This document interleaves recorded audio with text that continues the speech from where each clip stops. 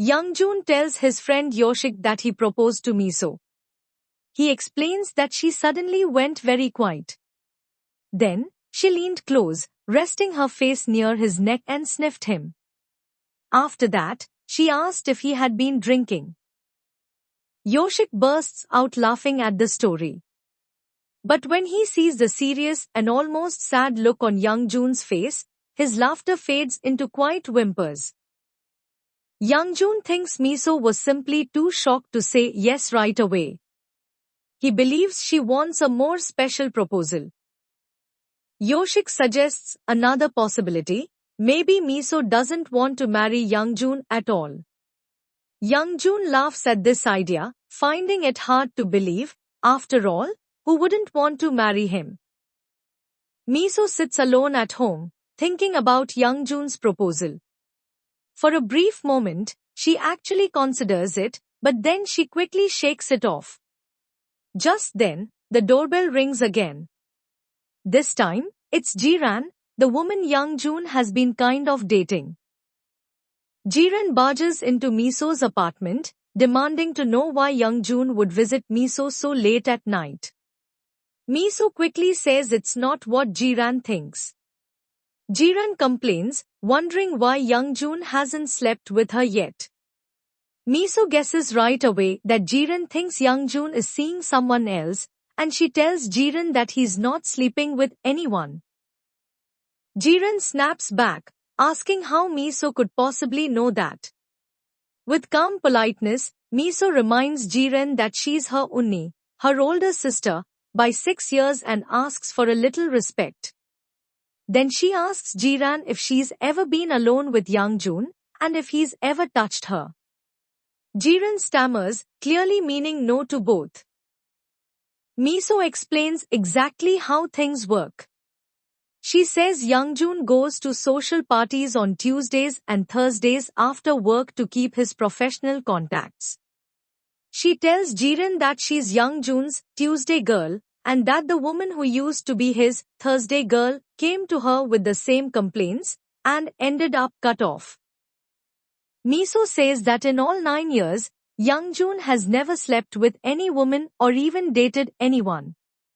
She makes it clear he's not dating her either, and that he's not gay. He simply can't date anyone because he's so perfect that no woman can satisfy him. She calls him the narcissist of the century, the living embodiment of self-love. Miso remembers the night she first met Youngjun. He'd asked if she knew who he was, posing and grinning like he expected her to be impressed. His whole attitude screamed, chairman's son. But Jiran moans that's his charm. Miso argues back that she wants to meet a man who truly loves and cares for her, not someone like Youngjun. Youngjun just can't understand why Yoshik is so sure that Miso rejected him. Yoshik tells him he can find another secretary as good as Miso, but Youngjun refuses to believe that. He insists that he needs Miso herself. Yoshik asks if Youngjun likes Miso in a romantic way, the way a man likes a woman. Youngjun thinks for a moment. Then, suddenly, he jumps up and says she's someone he truly needs, like a tailor-made suit made just for him. Before Yoshik can ask more, Youngjun quickly leaves. As Jiran leaves Miso's apartment, she asks Miso if she's ever found a man like the one she described, someone kind and caring. The question makes Miso thoughtful. She goes inside and opens an old notebook she wrote as a child, a notebook dedicated to her oppa. Driving home, Youngjun keeps thinking about Miso's rejection. She had said she wants to marry a normal man and have a normal family. After working together for 9 years, he called her selfish for saying that. Almost emotional, he asked what he would do without her, but then he stopped himself and said it would just be very inconvenient. The next morning, Miso meets Jia, her replacement, who is nervous about her first day. Miso takes Jia upstairs and shows her around. The others joke that Jia is also Secretary Kim. The men admire the pretty new woman, while Sarah, who thinks she's the office beauty, makes annoyed faces and complains about having to train someone new. Youngjun stands in his office, staring at the two secretary Kims while Miso starts training Jia. He slumps down at his desk, wondering if Miso really rejected him. He burns his tongue on his hot tea and blames Miso for the pain. Miso shows Jia the huge amount of information she has to learn, Youngjun's schedule, records of his business trips, and the likes and dislikes of the executives who visit his office. She especially points out that Youngjun strictly forbids the use of cable ties. While flipping through the documents, Jia finds a photo of Youngjun and Miso from their first US business trip 9 years ago, when Miso had just started as his secretary. Miso says she made many mistakes back then, so she worked hard not to be a burden to Youngjun. She sends Jia on an errand, then takes a moment to look at the old photo. She remembers that Youngjun had yelled at her that day, scolding her for ruining an important dinner by breaking the dress code. He reminded her that when he hired her, despite her lack of education and qualifications, she had promised to work hard. She yelled back that she barely slept, was studying English, and missed her family while in America.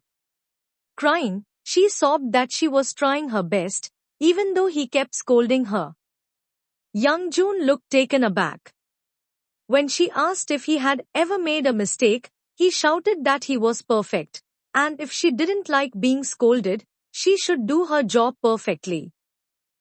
She called him a narcissist, and he replied that she had to put up with it. Miso said she would quit when they got back to Korea. She stormed off to her hotel room but immediately regretted saying that. She cried even harder, thinking about her family's debts and her sister's tuition fees. Then, she got a text from Youngjun that said, "You have guts to talk back to me. Come to work by 5 a.m. tomorrow." Miso cried even more, feeling thankful. She even bowed to her phone. That night, she stayed up practicing how to tie a tie, determined to get at least that one thing right. Miso is startled out of her memory when Youngjun stands over her desk, scowling. After an awkward silence, Miso asks if she can leave work early since Youngjun's dinner meeting was cancelled. Trying hard to stop her, Youngjun suggests several projects she should still be working on, but Miso says she's already finished them all. Frustrated, he criticizes her for talking back. When she replies she's just answering his questions, he pouts, "I don't like it." Later, Youngjun makes Yoshik eat lunch with him, calling it a work duty. Yoshik glares at him. Youngjun asks what Yoshik thinks about Miso, who seems serious about quitting, and what he should do. Yoshik jokes that he'll handle it if Youngjun begs, but Youngjun's tight grip on his steak knife makes Yoshik think twice. Yoshik notices the serious look in Youngjun's eyes, like the one he had during a big merger 5 years ago. He advises Youngjun to treat Miso the same way he would a business deal. Yoshik says Youngjun must put effort in and make her happy to convince her. But yesterday, Youngjun just went straight to the point without softening her up first. Yoshik tells him to follow the right steps. He has to date Miso first. Youngjun doesn't like the idea but looks determined. Downstairs, Sarah acts like Jia's trouble using the fancy coffee maker is unforgivable. She impatiently shows Jia how it works, then enjoys Jia's obvious admiration. But when Miso calls Jia back upstairs, leaving Sarah to make coffee alone, Sarah's attitude turns sour again. Miso announces a department dinner that evening to welcome Jia since Youngjun's meeting was cancelled. Everyone gets excited, talking about their favorite restaurant. Their lively celebration ends quickly when Youngjun's soft face appears in the hallway. At dinner, The coffee maker situation between Sarah and Gia happens again, this time over Gia's slow or clumsy way of cutting meat. Sarah gets so caught up in showing off that she doesn't notice when Gia gets a phone call, leaving Sarah to serve everyone by herself. Later, Sarah hides in the hallway and confronts Gia, accusing her of making Sarah do all the work and warning her that she's watching closely. Back at the table, one of the men stands up to get the server's attention but accidentally knocks his drink into Sarah's lap. As Miso tries to clean up, she rips her stocking, and everyone starts to wonder if this accident is a bad sign. Just then, Youngjun walks in, making an entrance like a movie villain. The whole team jumps to their feet, looking scared. Youngjun says he heard about the team dinner and didn't want to miss it. They hurry to find him a seat, but then everyone just sits and stares at each other awkwardly. Youngjun offers to pour everyone a drink to thank them for their hard work. When he asks for some 55-year-old whiskey, the server says loudly they only have soju. Youngjun blinks like he's never heard of soju before. To hide his embarrassment, he starts talking about work, but Miso quickly asks them to stop discussing work and relax instead. Gia suggests playing a drinking game. After some confusion, they decide on the compliment game. Gia compliments Miso on her teaching style. Youngjun sneers and says, Secretary Kim is passing her work to you in a friendly way, like it's an accusation, then downs his drink. Another team member praises Youngjun for speaking 5 languages, which sparks a flood of compliments about Youngjun's looks and wealth. Everyone joins in, except Miso. She stays quiet, so Youngjun stops the applause and asks what she wants to praise. Miso compliments herself for sticking with it so long and being ready to put down the burden now. She then tells Youngjun he looks tired and suggests he go home and rest. She wants to get rid of him so the others can have fun. But Gia cheerfully suggests going to a Noribang karaoke room, and Youngjun invites himself along. When they arrive, the place looks pretty rundown, and Youngjun looks a little sick. The team sits quietly in the karaoke room, too tense to start singing. Youngjun says he doesn't want to boss anyone around at their get-together, but he can tell this isn't working. So, he moves the party to a fancy place in Cheongdam-dong.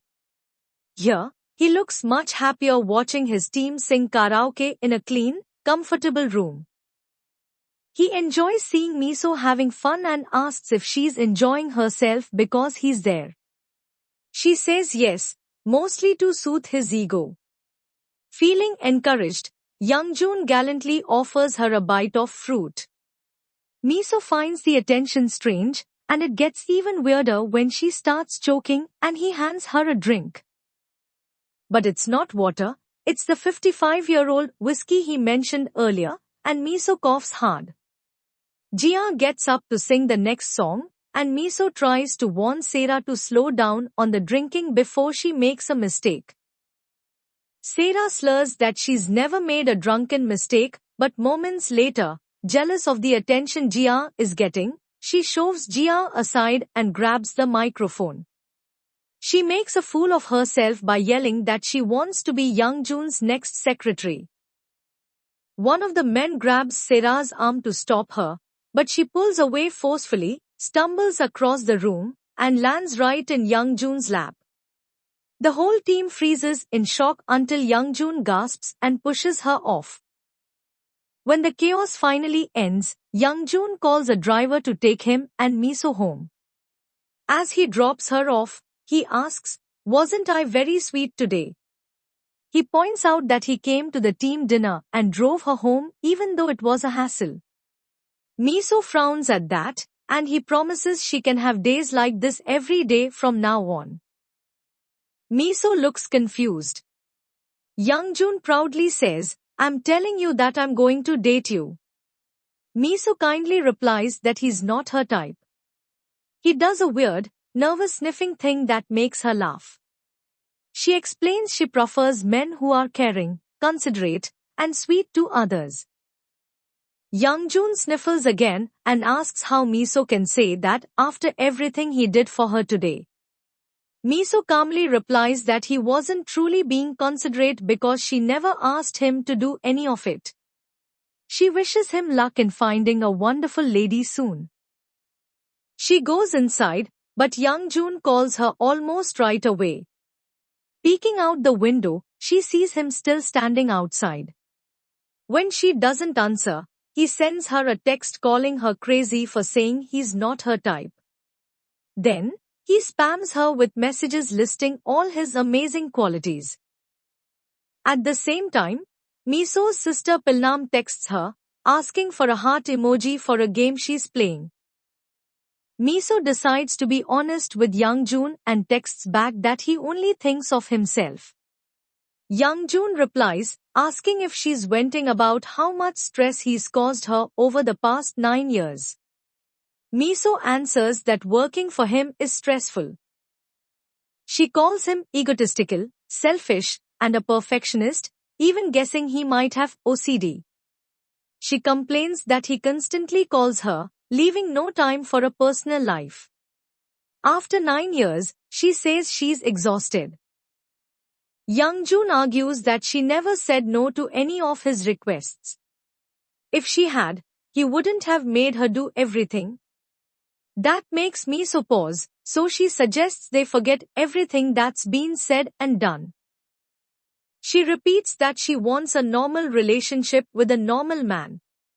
Even though Youngjun says he wants to marry her, she believes he's not made for romance, he only loves himself. A little sad, Youngjun asks if she really thinks that.